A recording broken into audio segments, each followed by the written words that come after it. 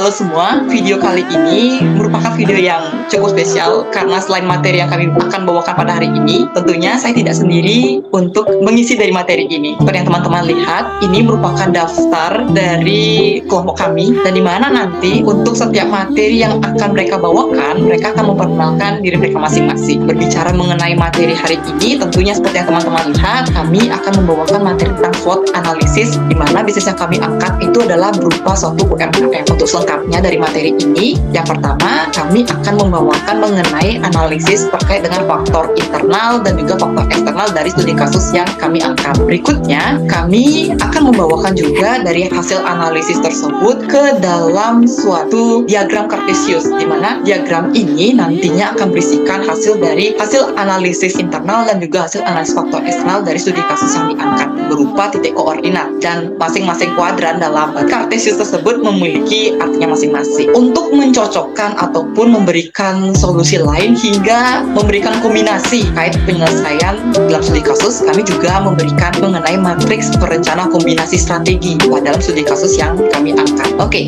dari setelah kami menentukan diagram kartesius dan juga menentukan matriks perencana kombinasi, kami akan memberikan solusi berupa matriks dari hasil analisis SWOT yang telah kami berhasil pecahkan untuk kasus ini. Langsung saja untuk materi yang pertama, kami akan masuk ke bagian apa itu SWOT untuk memberikan rangkuman sedikit kepada rekan-rekan semua dan kenapa memilih kasus ini. Mungkin untuk materi ini akan dibawakan oleh rekan saya. Oke, perkenalkan, nama saya Sofia. Ini saya akan menjelaskan tentang SWOT. Analisis SWOT atau SWOT pertama kali diperkenalkan oleh Albert yang mempergunakan teknik ini pada tahun 1960 ketika ia menganalisa sebuah proyek penelitian yang dikerjakan di Stanford Research Institute. Sejak saat itu, analisis SWOT mulai dikenal luas oleh kalangan luas dan perlahan digunakan oleh para pebisnis pada masa itu untuk memanfaatkan metode analisis ini demi menumbuhkan sekaligus mengembangkan perusahaan mereka masing-masing. Analisis SWOT sendiri bermanfaat untuk merencanakan sesuatu dalam sebuah proyek atau bisnis. SWOT ini merupakan metode perencanaan suatu strategi dengan mempertimbangkan sekaligus mengevaluasi empat komponen utama, yaitu strength. Strength adalah kekuatan. Komponen strength ini bisa diartikan sebagai kekuatan. Di sini kita bisa melihat berapa jauh faktor yang menjadi kekuatan dalam bisnis atau proyek yang sedang kita kerjakan. Yang kedua, weakness. Komponen dalam analisis SWOT yang kedua adalah weakness atau bisa kita artikan sebagai kelemahan. Di sini kita bisa melihat seberapa jauh faktor yang menjadi kelemahan dalam bisnis atau proyek yang sedang kita kerjakan. Yang ketiga, opportunities. Bisa kita artikan sebagai peluang.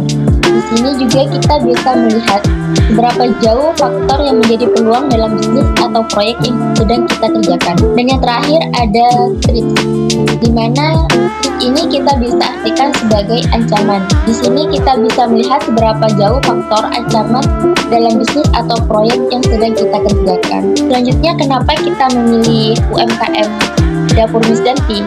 Ya, dalam UMKM Dapur Misdanti sebelumnya ada masalah di mana pemilik Dapur Misdanti sendiri ialah seorang ibu rumah tangga, di mana sebelumnya ia bekerja di sebuah pabrik yang berada di Situbondo. Pada masa pandemi, Ibu Misdanti terkena kondisi PHK, di mana itu membuat sistem ekonomi di rumah tangga Ibu Dapur Misdanti sendiri mengalami penurunan.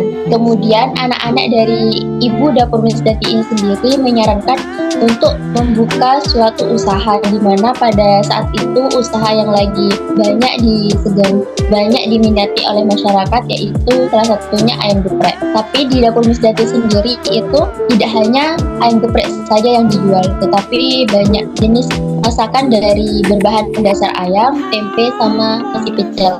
Adapun juga minuman yang terbuat dari sari jeruk ataupun dari rasa-rasa yang lain. Mungkin itu saja dari saya serahkan lagi ke rekan saya. Oke, itu dia mengenai rangkuman singkat terkait dengan analisis SWOT dan juga kenapa kami memilih studi kasus yang kami angkat, yakni Dapur Misdanti. Nah, selanjutnya setelah kami menentukan studi kasus yang kami angkat, berikutnya kami melakukan analisis terkait faktor internal dan faktor eksternal terkait dengan studi kasus tersebut. Yang pertama terkait dengan apa saja yang menjadi bagian dari faktor internal, faktor eksternal, Seperti yang dibahas oleh sebelumnya, SWOT terdiri dari 4 bagian, yakni ada strengths, weakness, opportunities, dan threats. Yang tergolong dalam faktor internal itu adalah strengths dan weakness, sedangkan yang tergolong dalam faktor eksternal adalah opportunities dan threats. Bagaimana langkah kami untuk menganalisis SWOT untuk studi kasus pada dapur Miss Danti gitu ya. Yang pertama kali kami lakukan adalah mengajukan pertanyaan dan mengirimkan ke narasumber. Nah, narasumber yang kami gunakan itu adalah dari si anak pemilik usaha dari studi kasus ini. Kami mengirimkan pertanyaan yang kami telah rancang dan narasumber tersebut menjawabnya gitu. Jawabannya itu nanti kami berikan berupa kuesioner. Untuk detail pertanyaannya nanti saya akan perlihatkan di slide berikutnya. Berikutnya, setelah narasumber tersebut menjawab pertanyaan yang telah kami siapkan, kami melakukan evaluasi terkait jawaban tersebut. Jadi kami saring kembali jawaban yang kami rasa menjadi salah satu faktor dalam analisis SWOT tersebut. Selain itu juga, langkah terakhir kami juga setelah kami menentukan jawaban, kami meminta tolong kembali ke narasumber memberikan penilaian terkait jawab. Jadi pemilihan rating ini dimulai dari, kalau tidak salah, dimulai dari 1 sampai dengan 5 gitu. Dan juga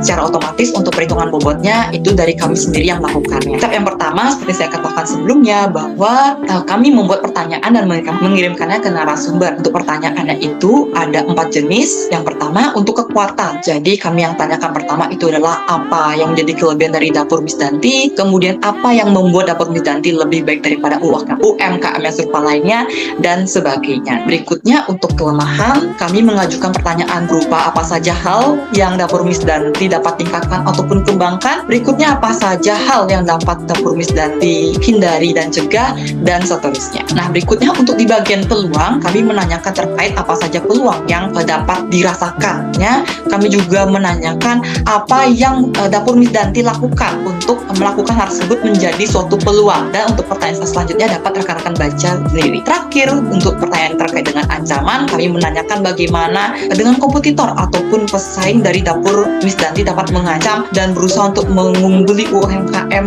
itu sendiri. Dan juga kami menanyakan apa strategi yang digunakan pesaing dapur Miss Danti untuk saat dilakukan penelitian. Dan untuk pertanyaan berikutnya dapat rekan-rekan baca sendiri. Step 2 dan step 3 sebenarnya bisa dilakukan secara bersamaan, tetapi kami melakukan analisis terlebih dahulu terkait jawaban-jawaban diberikan. Tentunya seperti yang tadi, kami tidak akan menampilkan langsung jawabannya karena kami merasa bahwa jawaban yang diberikan oleh narasumber ini bersifat privasi yang harus kami jaga. Sehingga kami lanjutkan ke step 2 untuk memfilter ya, atau mengevaluasi jawaban-jawaban yang dia beri. Setelah kami memfilter, kami meminta tolong kembali kepada pihak narasumber untuk memberikan rating terkait faktor internal. Kami memberikan berdasarkan jawaban narasumber, hal inilah yang 5 poin inilah yang kami dapat evaluasi. Jadi yang pertama itu rasa makanan yang enak dan tidak pelit bumbu, lalu porsi makanan yang banyak dengan harga yang terjangkau, dan sebagainya. Untuk rating seperti yang saya katakan sebelumnya, bahwa rating ini diberikan oleh narasumber. Jadi seperti yang terlihat, ratingnya sangat bervariasi dan ya banyak desimalnya. Tapi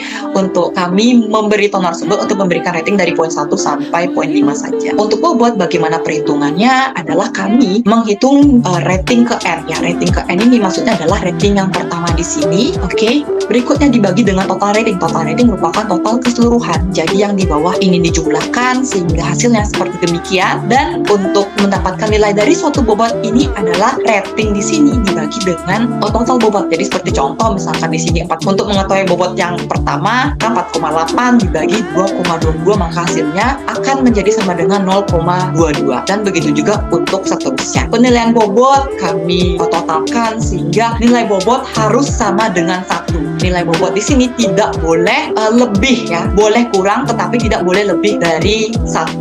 Untuk skornya kami mengkalikan ya, kan dari bobot dari skor dari poin pertama itu dapatkan dari bobot poin pertama dikalikan dengan rating sehingga hasilnya ada seperti demikian, dan seterusnya sampai ditotalkan secara keseluruhan mendapatkan hasil 4,48 untuk total skor kekuatan. Nah, berikutnya untuk kelemahan kami mengevaluasi dan ternyata kami menemukan bahwa kelemahan yang pertama itu adalah pelayanan yang perlu ditingkatkan kembali, keterlambatan dalam pengiriman, dan sebagainya. Perhitungannya hampir sama, yang membedakan itu hanyalah di bagian total dari rating dan juga total skornya. Untuk bobot penilaian seperti yang dikatakan harus sama dengan 1 ataupun boleh.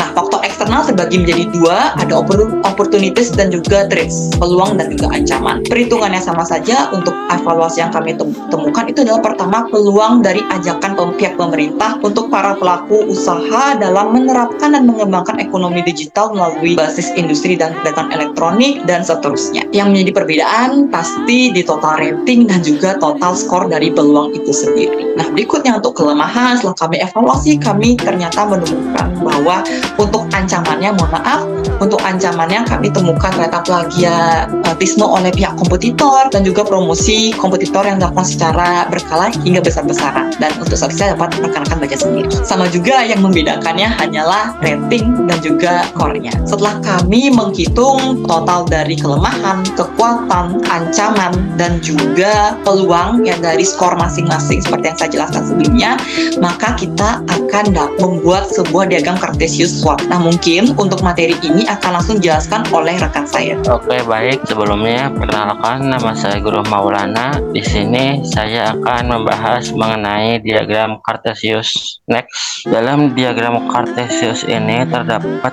4 kuadran, yaitu kuadran pertama, kuadran kedua, kuadran ketiga, dan kuadran keempat. Pada kuadran pertama ini kekuatan untuk memanfaatkan peluang. Kuadran kedua, kelemahan tetapi dapat memanfaatkan peluang. Kuadran ketiga, kekuatan untuk mengatasi ancaman, dan kuadran keempat, kelemahan dan mengatasi ancaman. Berikut adalah rumus kalkulasi, yaitu total skor kekuatan dikurangin total skor kelemahan dibagi 2, total skor peluang kurangin total skor ancaman dibagi 2. Di sini terdapat 4,48 dikurangin 4,33 dibagi 2, hasilnya 0,07, dan 4,64 kurangin 4,22 dibagi 2, hasilnya 0,21. Dan berikut adalah hasil diagram Cartesius analisis SWOT pada dapur Miss Danti. Oke, nah itu dia mengenai diagram Cartesius pada Miss Danti. Nah, seperti yang terlihat, ternyata sumbu dari ataupun titik koordinat yang ditunjukkan dari hasil analisis SWOT yang didapatkan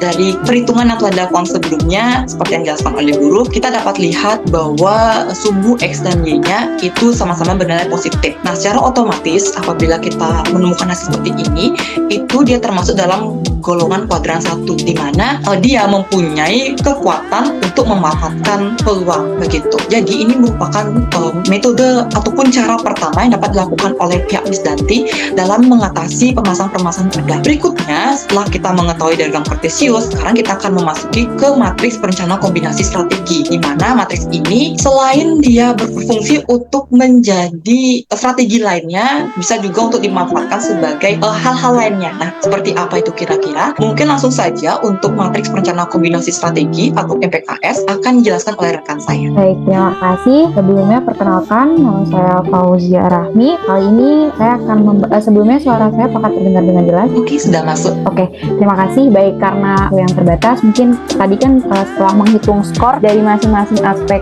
SWOT, itu kan sudah dimasukkan ke dalam diagram Cartesius dan didapatkan bahwa strategi yang bisa dilakukan oleh dapur Miss Danti ini yaitu adalah dengan meningkatkan kekuatan dan juga opportunity. Nah, selain dengan diagram Cartesius, kita juga bisa melakukan perhitungan atau itu dengan matriks perencanaan kombinasi strategi. Jadi di sini kita bisa tahu kombinasi strategi mana yang paling baik, yang bagus kita gunakan agar usaha atau bisnis kita itu bisa berjalan lebih baik lagi gitu. Mungkin bisa di next. Oke, kegunaan dari perencanaan kombinasi strategi ini yang pertama adalah mencocokkan dengan diagram Cartesius gitu. Jadi apakah diagram Cartesius itu hasilnya sudah baik, kemudian apakah hasilnya bisa diterapkan atau tidak dan dipercaya atau tidak, itu bisa dilakukan dengan MPKS ini. Jadi kita bisa semakin yakin bahwa diagram Cartesius tersebut hasilnya sudah benar gitu. Kemudian matriks perencanaan kombinasi strategi ini juga bisa menjadi solusi lain gitu. Jadi kalau seandainya hasilnya berbeda, terus hasil dari diagram Cartesius itu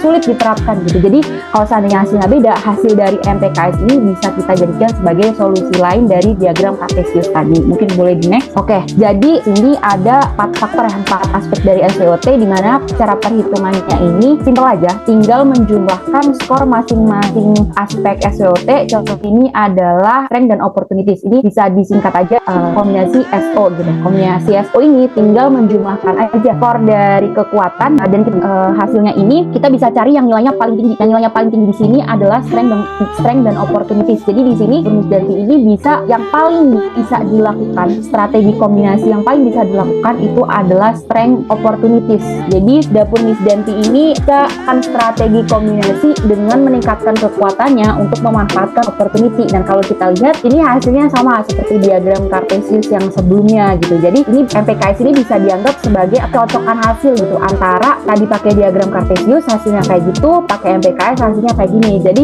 salah satu cara yang paling bagus untuk dapur Miss Danti meningkatkan performa atau ya meningkatkan ya performa bisnisnya itu adalah dengan kombinasi strength dan juga opportunities, yaitu kan kekuatannya untuk memaksimalkan peluang yang ada. Caranya gimana? Caranya adalah menciptakan strateginya itu dibuat dengan kekuatan dari Miss Danti yang ada untuk memanfaatkan peluang tersebut gitu. Kalau seandainya SO ini dirasa sulit, itu bisa pakai option yang kedua, itu yang paling tinggi setelah SO ini adalah WO, yaitu weakness dan opportunity, di mana dapur Miss Danti ini dapatkan perbaikan secara kontinu terhadap kelemahan yang dimiliki untuk memanfaatkan opportunity-nya gitu. Jadi mungkin itu tadi hasil dari MPKS dari dapur Miss Danti, namanya bisa jadi bahan pertimbangan dari hasil Cartesius SWOT dari dapur Miss Danti. Mungkin sekian dari saya kembalikan lagi kepada moderator. Oke, baik. Terima kasih atas penjelasan yang sangat cukup detail mengenai matrik MPKS di sini. Terakhir, sebagai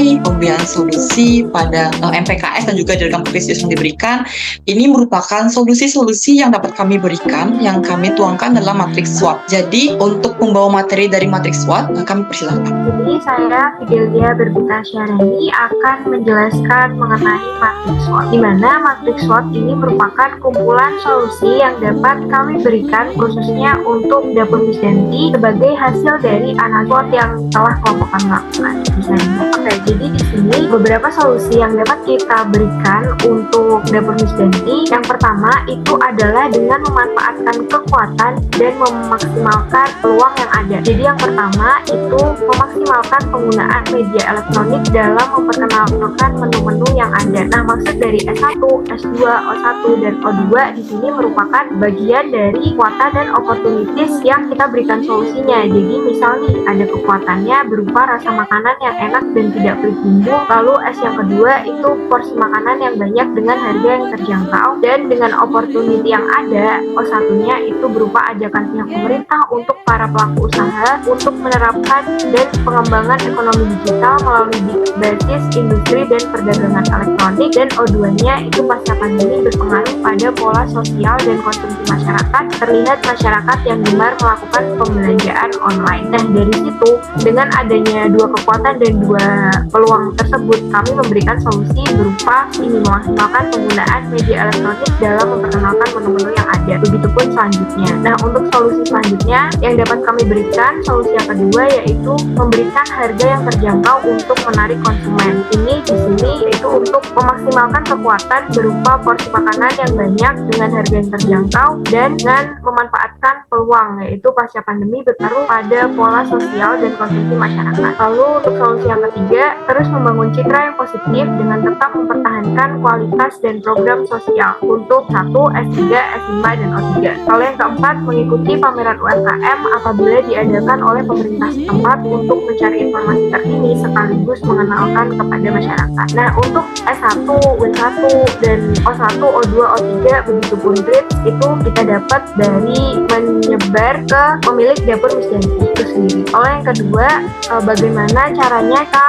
meminimalkan kelemahan yang kita miliki dengan memanfaatkan peluang. Yang pertama yaitu bekerja sama dengan pengiriman online seperti Grab, Gojek, dan lain-lain dalam distribusi makanan.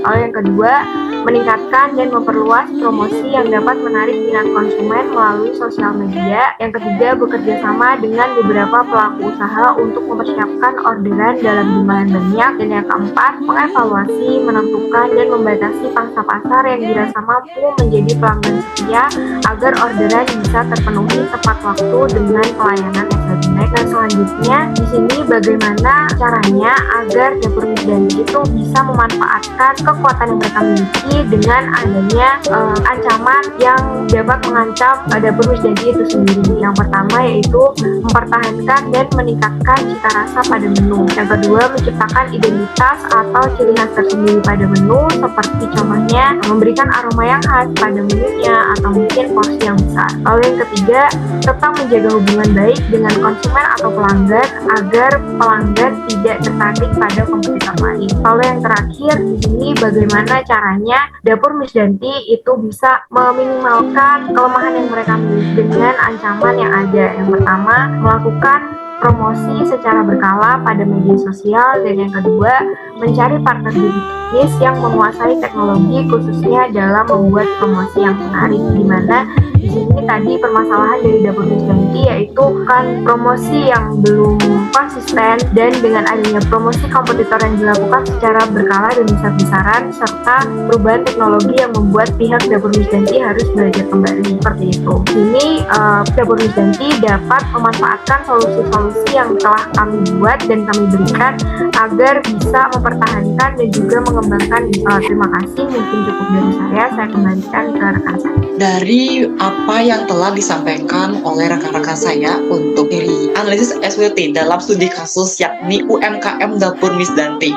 Setelah kami melakukan analisis SWOT, ternyata memang kami menemukan adanya kekuatan, kelemahan, peluang hingga ancaman yang dihadapi ataupun yang akan dihadapi oleh Miss Danti sendiri. Nah, setelah kami melakukan analisis, ternyata kami menemukan solusi untuk Miss Danti ini dapat kembang adalah dengan memanfaatkan yang paling tinggi hitungannya adalah memanfaatkan strategi SO, memanfaatkan kekuatan untuk meningkatkan peluang. Dan juga memang kami di sini menyediakan solusi-solusi seperti yang telah diterangkan oleh rekan kami sebelumnya. Dan kami juga pada penelitian ini juga memberikan solusi-solusi lain apabila solusi yang pertama tidak dapat berjalan pada dapur Miss Danti. Mungkin sekian dari kami. Terima kasih telah menyaksikan video ini dari awal hingga akhirnya, dan semoga video ini dapat bermanfaat bagi rekan-rekan semua. Dan sampai jumpa di video selanjutnya.